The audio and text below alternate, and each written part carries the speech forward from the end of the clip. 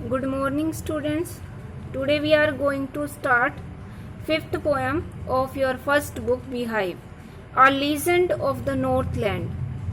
Legend होती है एक पौराणिक कहानी जो पुराणों पर आधारित हो, एक लोक कथा नॉर्थलैंड की, यानी कि नॉर्थ की तरफ कोई जगह है, वहां की एक लोक कथा है ये, a legend of the Northland. This poem is a folk tale. Folk tale होती है लोक कथा. Folk tale is passed down from one generation to another.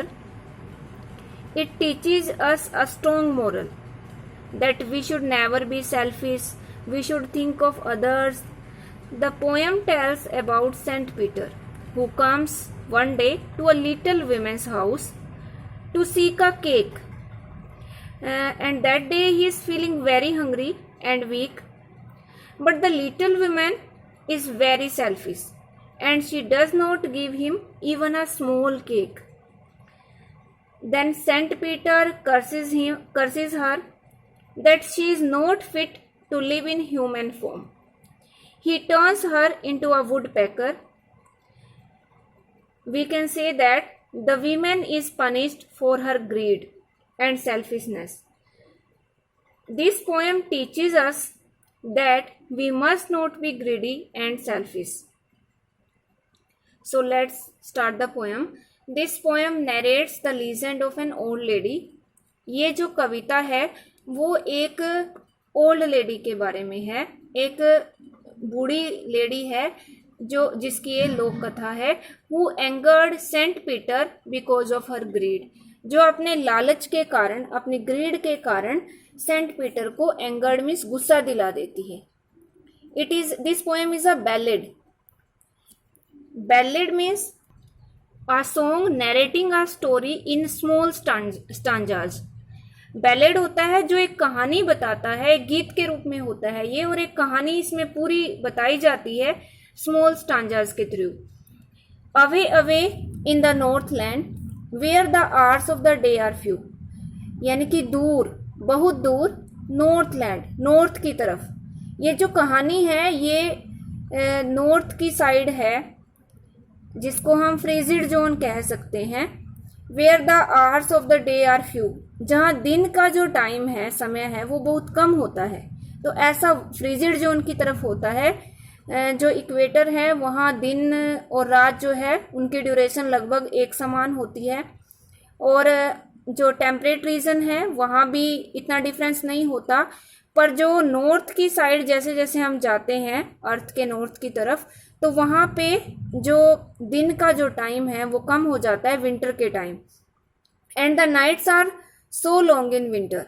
और जो विंटर है उनमें नाइट्स, रातें बहुत बड़ी हो जाती हैं, क्योंकि जो सूरज है वो लगभग 6 महीने नॉर्थ जो पोल है वहाँ पे नहीं निकलता. That they can not sleep them through. इतनी लंबी होती है रात की, पूरी रात कोई सो नहीं सकता, पूरी रात को सोकर नहीं बिताया जा सकता. इस टांजा में अवे अवे, यहाँ पे रिपीटेशन ऑफ वोवल साउंड है, इसको एसोनेंस कहते हैं. ये एक पोएटिक डिवाइस है एसोनेंस, जहाँ पे वोवल साउंड रिपीट होती है, अवे अवे, एसोनेंस. तो यहाँ नॉर्थलैंड की तरफ दूर, बहुत दूर, जहाँ पे दिन के जो समय है जो वो कम होता है, और जो रात है विंटर के टाइम वो इतनी लंबी होती है कि उसको सोकर बिताया नहीं जा सकता. Where they harness the swift reindeer to the sledges when it snows, and the children look like bear's cubs in their funny furry clothes. Where, जहाँ पर, they मतलब वहाँ के लोग, people of the northland, they harness the swift, तेज चलने वाली जो reindeer, एक एनिमल है वहां पर, री इंडियर वहां पाया जाता है, जो ये बहुत तेज चलता है. तो तेज चलने वाले जो री इंडियर है उसको वो हार्नेस का मतलब जोत लेते हैं. To the sledges. स्लेज एक गाड़ी होती है लकड़ी की जो पहिए वाली नहीं होती, जिसके पहिए नहीं होते. व्हेन इट स्नो, जब बर्फ पड़ती है, तो जब बर्फ पड़ती है तो वो तेज चलने वाले री इंडियर को स्लेजेस में, गाड़ी में जोड़ लेते हैं या जोत लेते हैं. And the children look like bears cubs. और जो वहाँ के बच्चे हैं वो बिल्कुल ऐसे लगते हैं जैसे भालू के बच्चे हों. इन देयर फनी, फनी मतलब उनके जो कोट हैं वो बिल्कुल फनी दिखते हैं, देखने में हंसी आती है देखकर। फरी, फर वाले होते हैं क्योंकि सर्दी बहुत ज़्यादा होती है। फरी क्लोथ्स, अपने फनी और फरी कपड़ों में जो वो बच्चे हैं वहाँ के, वो बिल्कुल बियर के, भालू के बच्चों जैसे लगते हैं। तो यहाँ पे एक और पोएटिक डिवाइस यूज हुई है, एलिट्रेशन, सॉरी सिमिली।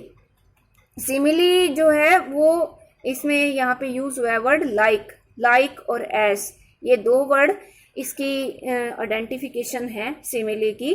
तो जो बच्चे हैं वो भालू के बच्चों जैसे दिखते हैं, तो यहाँ लाइकनेस दिखाई गई है, तो लाइकनेस का मतलब होता है सिमिली। और इससे पहले यहाँ पे एलिट्रेशन है, इसमें repetition of sound, swift, sledges, snows, S S S. तो यहाँ पे जो पोएटिक डिवाइस यूज हुई है वो है एलिट्रेशन, एलिट्रेशन।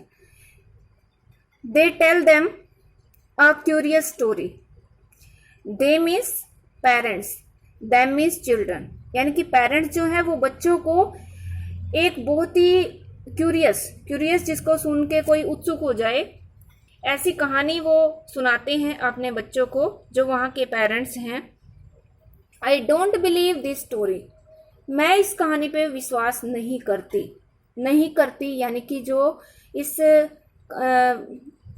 पोएम को जो राइट करने वाला है वो पोएटेस है, कवित्री है।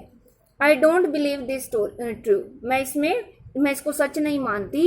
And yet you may learn a lesson, पर फिर भी आप इससे एक लेसन, एक मोरल, एक शिक्षा ले सकते हो, एक सीख ले सकते हो। If I tell the tale to you, tale means story, अगर मैं आपको ये कहानी सुनाऊं या ये टेल बताऊं तो आप इसमें से कुछ सीख सकते हो।